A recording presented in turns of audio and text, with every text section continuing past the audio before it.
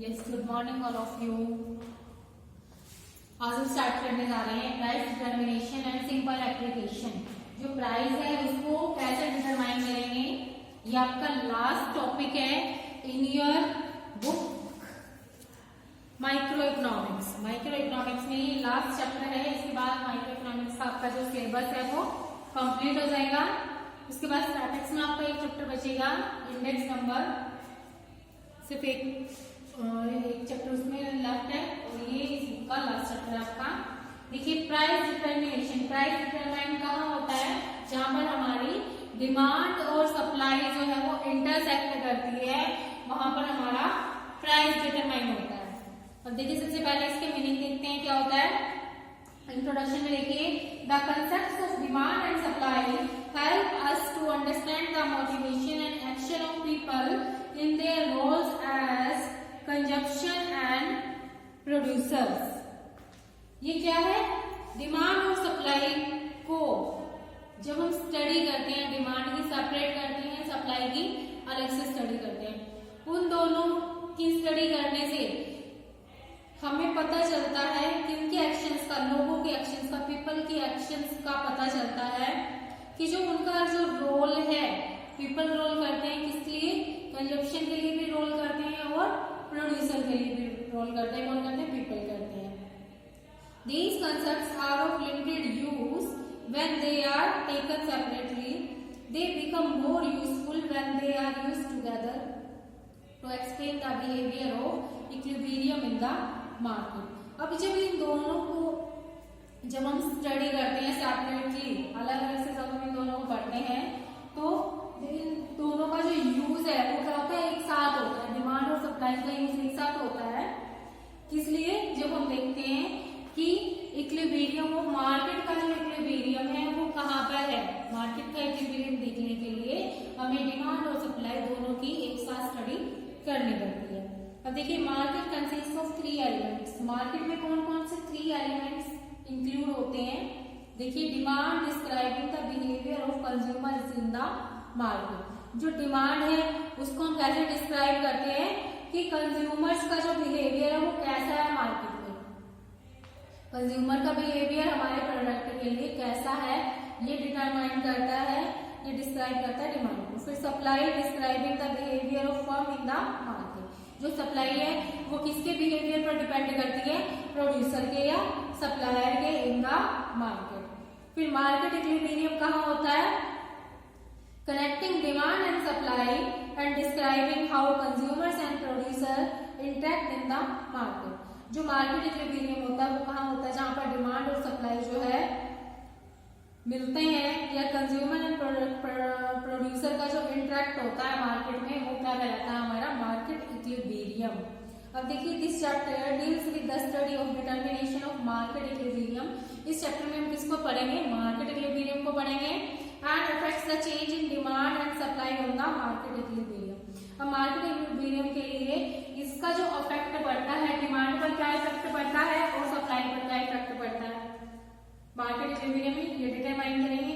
अब देखिए आप, determination of market equilibrium under perfect competition. Perfect competition market में हम मार्केट इक्विलिब्रियम को किस तरह से डिटरमाइन करेंगे,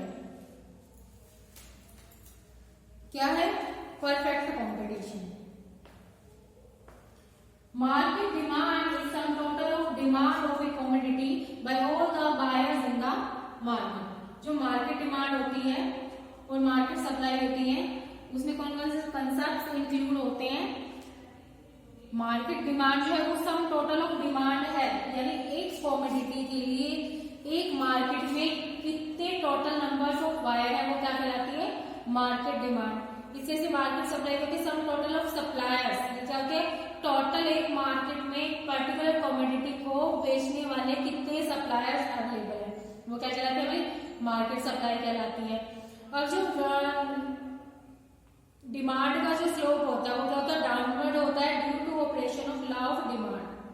और जो सप्लाई का जो स्लोप होता है वो क्या होता है, अपवर्ड होता है due to operation of law of supply. Demand का डाउनवर्ड होता है और सप्लाई का क्या होता है, अपवर्ड होता है। Both market demand and market supply act as a contracting force which moves in the opposite direction. दोनों जो क्या है, डिमांड और सप्लाई क्या है, अपोजिट डायरेक्शन में मूव करते हैं। Market equilibrium is determined when the quantity demanded of a commodity becomes equal to the quantity supply. Market equilibrium कहाँ डिटरमाइन होता है, जहां पर हमारी मार्केट सप्लाई इंटरसेक्ट करती है किसको, मार्केट डिमांड को। वहां पर क्या हो जाता है, मार्केट इक्विलिब्रियम आ जाता है हमारा। देखिए अब इसको मैं डायग्राम बनाती हूँ। ये OX एक्सिस है, ये OY है। OX एक्सिस पर हमने लिया है क्वांटिटी डिमांडेड एंड सप्लाइड,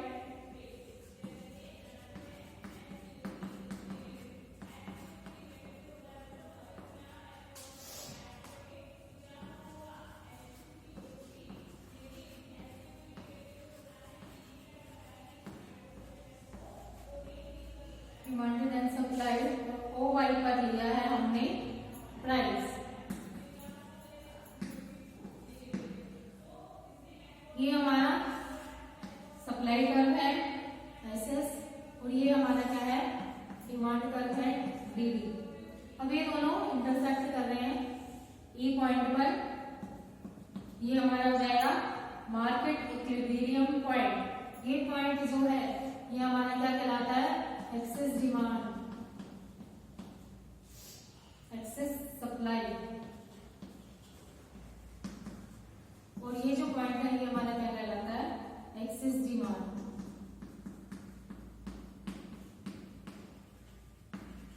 अब देखिए यहाँ पर सप्लाई कम है, डिमांड ज्यादा है, तो ये क्वेश्चन क्या कहलाएगा हमारा, एक्सेस डिमांड। और यहाँ पर इस केस में डिमांड कम है, सप्लाई ज्यादा है, तो ये क्वेश्चन हमारा क्या कहलाएगा, एक्सेस सप्लाई। जो इक्विलिब्रियम होता है, मार्केट इक्विलिब्रियम कहाँ है, ये पॉइंट पर है।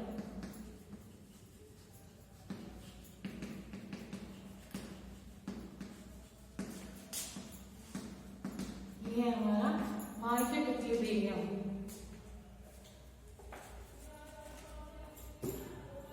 अब देखिए why any other price is not equilibrium price, ये हो गया। अब हम करेंगे कि एक्सेस डिमांड। एक्सेस डिमांड, अब हमने दो फैक्टर्स देखे, मार्केट इक्विलिब्रियम कहाँ होता है, जहां पर हमारी market supply is equal to market demand, जहां पर दोनों इंटरसेक्ट करते हैं, इक्वल होती है, वो हमारा क्या कहलाता है, मार्केट डिमांड और मार्केट सप्लाई। अब देखो एक छोटा सा शेड्यूल में बना के दिखा देती हूँ आपको। इसमें प्राइसेस हैं,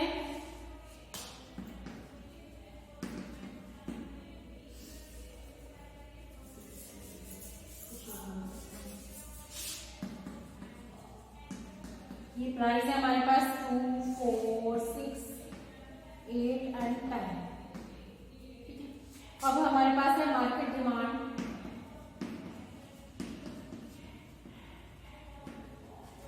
मार्केट डिमांड है हमारी 100, 80, 60, 40 एंड 20। उसके बाद है हमारी मार्केट सप्लाई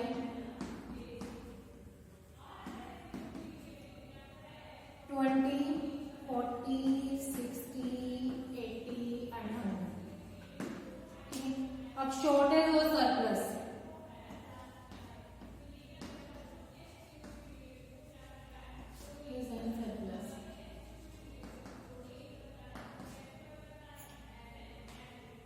देखिए डिमांड 100 की है, सप्लाई 20 हो रही है, तो यहाँ पर क्या है, एक्सेस डिमांड है -80 से।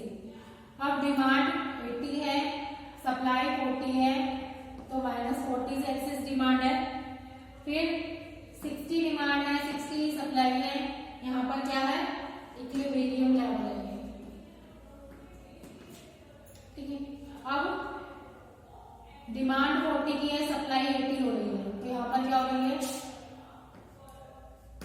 एक्सेस सप्लाई, फिर 80।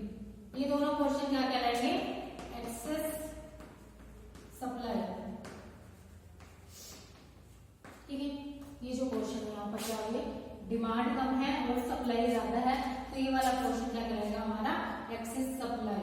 और ये क्या है हमारा, excess demand.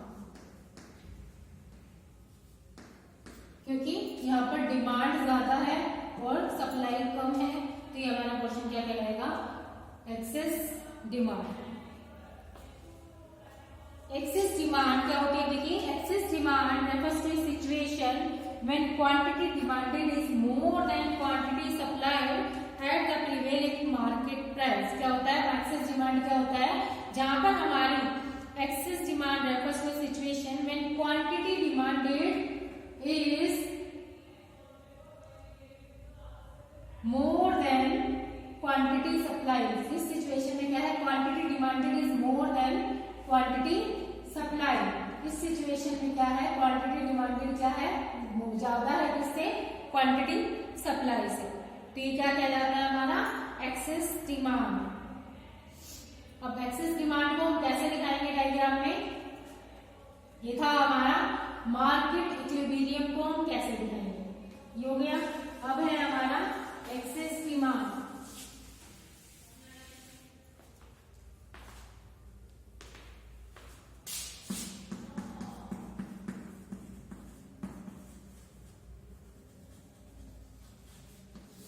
Excess demand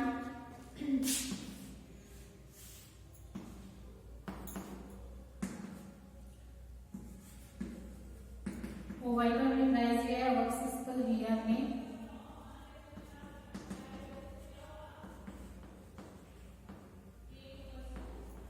quantity demanded and quantity supply.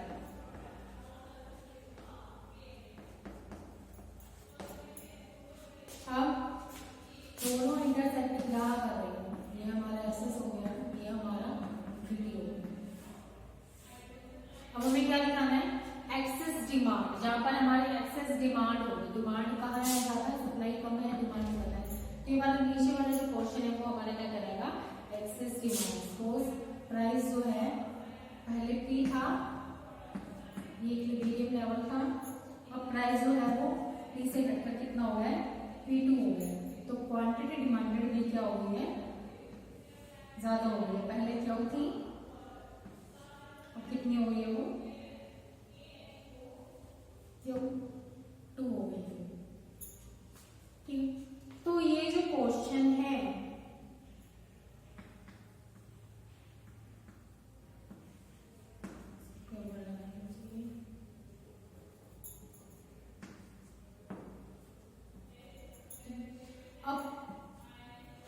ये जो क्वेश्चन है इतना, ये हमारा क्या कहलाएगा, एक्सेस डिमांड।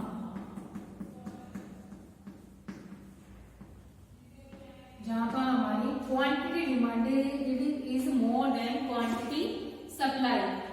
यहाँ पर इस केस में क्या है, क्वांटिटी डिमांडेड कितनी है, इतनी हो रही है, OQ1, लेकिन जो क्वांटिटी की सप्लाई हो रही है वो कितनी हो रही है, OQ2 हो रही है।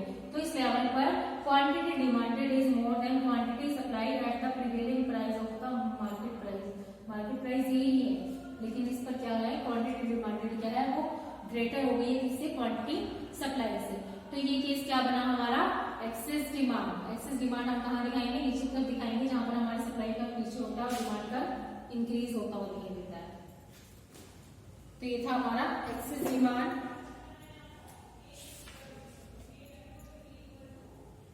Excess demand. अब है हमारा एक्सेस सप्लाई।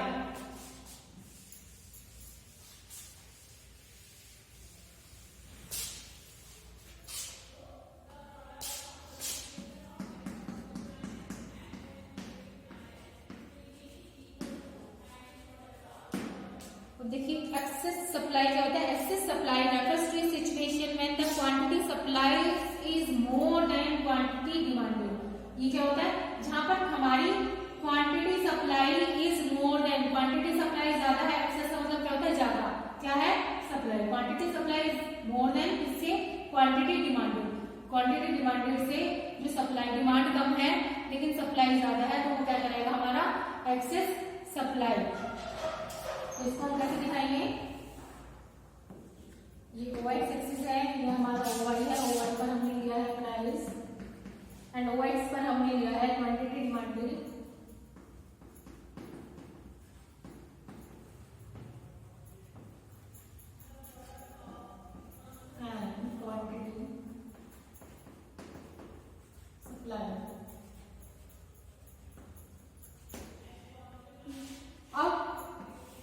ये डी हो गया, ये हमारा एसएस हो गया।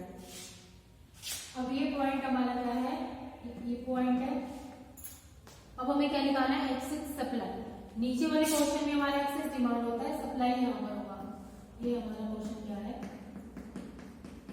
Excess supply. अब सोर्स प्राइस ये पी था, पी से बढ़कर कितना हो गया, P1 हो गया। तो क्वांटिटी सप्लाई जो है पहले क्यू थी, अब कितनी होगी, वो Q1 हो गई है। तो इस लेवल पर अब एक जगह ये डी, इसको हम लेंगे Q। अब देखिए excess supply refers to situation when quantity supply is more than quantity demanded at the prevailing market price. इसमें क्या है, एक्सेस सप्लाई हमें पता चल रहा है कि जैसे प्राइस जो है वो बढ़ गया है, ओपी से कितना इंक्रीज हो गया, OP1 हो गया है, तो क्वांटिटी डिमांडेड भी कितनी बढ़ गई है, OQ से बढ़कर कितनी हो गई है, OQ1 हो गई है। ठीक है, तो इस पॉइंट पर जो हमारी सप्लाई है, सप्लाई तो ज्यादा हो रही है, प्रोड्यूसर चाहता था है कि वो सप्लाई ज्यादा करे, लेकिन डिमांड मार्केट में नहीं है। तो इस केस में ये क्या पोर्शन कहलाएगा हमारा, एक्सेस सप्लाई, जहां पर हमारी डिमांड कम है किससे, सप्लाई से। तो ये हमारा क्या कहलाएगा, एक्सेस सप्लाई, जिसको बोलते हैं हम एक्सेस सप्लाई कर्व, जिसको हम डायग्राम के थ्रू दिखा सकते हैं। Excess supply of OQ1 and OQ2, यहाँ पर क्या है, OQ1 है और OQ2 है, will leads to the competition among sellers as each seller wants to sell his product। यहाँ पर क्या है, कंपटीशन बहुत ज्यादा है, हर एक जो सेलर है वो क्या है, अपने प्रोडक्ट को सेल करना चाहता है। Seller will be ready to charge lower price to sell the excess stock। इसमें डिमांड नहीं है, लेकिन जो प्रोड्यूसर है उसके पास स्टॉक बना हुआ रखा है, वो चाहता है कि मैं जल्दी से जल्दी थोड़ा प्राइस जो है वो थोड़ा लो कर दूं। लो करने पर अपने जो मेरे पास ये जो स्टॉक बचा हुआ है, जिसकी कोई डिमांड नहीं है मार्केट में, उसको फटाफट से निकाल दूं। तो इस केस में वो क्या करेगा, प्राइस को थोड़ा डाउन करेगा। डाउन करने पर तो will decrease in price, market supply will fall due to law of supply. जो मार्केट सप्लाई है वो क्या हो जाएगी, फिर लॉ ऑफ सप्लाई क्या कहता है, जैसे प्राइस डाउन हो जाता है तो मार्केट सप्लाई भी क्या हो जाती है, कम हो जाती है। अगर प्राइस अप है तो मार्केट सप्लाई भी अप होगी। तो लॉ ऑफ सप्लाई के अकॉर्डिंग जो हमारा सप्लाई कर्व है, मार्केट डिमांड कर रहा है, वो क्या हो जाता है, वो भी लो होने लगता है। The price will continue to be fall, price और कंटिन्यूअसली फॉल होते रहेंगे। कब तक फॉल होते रहेंगे, जब तक कि this is shown by the arrow in the diagram till exactly supply is wiped out. Eventually price will decrease to a level where market demand becomes equal to market supply। ये जो price है तब तक down होते रहेंगे जब तक कि मार्केट डिमांड इसके इक्वल्स ना हो जाए मार्केट सप्लाई में। तो इस पॉइंट पर ये जो पॉइंट प्राइस है वो डाउन होता रहेगा। कब तक, जब तक कि ये दोनों इंटरसेक्ट नहीं हो जाते, यहाँ इक्वल्स नहीं हो जाते। ये आज का टॉपिक हमारा इतना ही था कि हमारा जो प्राइस डिटरमाइन होता है वो किस तरह से होता है। एक मार्केट का जो इक्विलिब्रियम होता है वो कहाँ सेट होता है, मार्केट का इक्विलिब्रियम वहां होता है जहां पर market supply is equal to market demand क्या होती है। उसमें एक हमारी एक्सेस डिमांड होती है और एक होती है हमारी एक्सेस सप्लाई। ये दोनों होते हैं जिसमें हम वन बाय वन दोनों को हमने स्टडी कर लिया है कि मार्केट एक्सेस डिमांड क्या होती है और एक्सेस सप्लाई क्या होती है। इसके बाद है variable and non variable industries. Variable industries में वो होती है जहां पर हमारी डिमांड और सप्लाई का इंटरसेक्ट करता है, वो होता है हमारा वेरिएबल इंडस्ट्री। और नॉन वेरिएबल इंडस्ट्रीज वो होती हैं जहां पर डिमांड का और सप्लाई का इंटरसेक्ट नहीं करता है, दोनों आपस में नहीं मिलते हैं, वो होता है हमारा, देखिए दिखा देती हूँ आपको,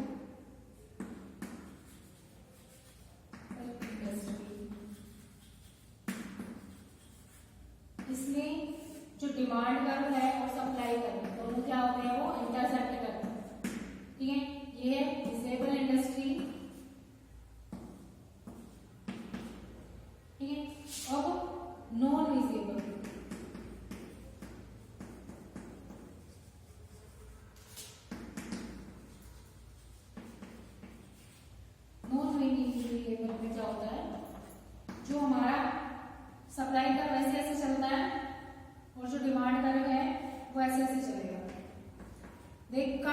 इंटरसेक्ट ईच अदर, इसमें जो वो इंटरसेक्ट है वो नहीं करते। Non variable industry refer to an industry for which supply curve and demand curve never intersect each other in the positive axis, इसमें कभी भी इंटरसेक्ट नहीं करते हैं। वो क्या कहलाता है हमारा नॉन वेरिएबल इंडस्ट्री, और वेरिएबल इंडस्ट्रीज में दोनों इंटरसेक्ट करते हैं। आज के टॉपिक इतना ही है, कल हम करेंगे effects of change in demand and supply on market equilibrium. जब हम डिटरमाइन करते हैं तो उससे हमारे सप्लाई पर और डिमांड पर क्या क्या इफेक्ट्स पड़ेंगे, ये कल के लिए होगा। बहुत सारी पूरा जो चैप्टर है वो सारा क्या है, पूरा डायग्राम बेस्ड है, तो मैं बहुत सारे डायग्राम एक साथ नहीं कराऊंगी आपको, क्योंकि सारे मिक्सअप हो जाएंगे आपके। आज के लिए इतना ही है कि एक मार्केट इक्विलिब्रियम कहाँ होता है और उसमें एक्सेस डिमांड और एक्सेस सप्लाई को हम किस तरह से शो करेंगे। Thank you so much students, आज के लिए इतना ही है, कल फिर मिलते हैं नेक्स्ट टॉपिक के साथ।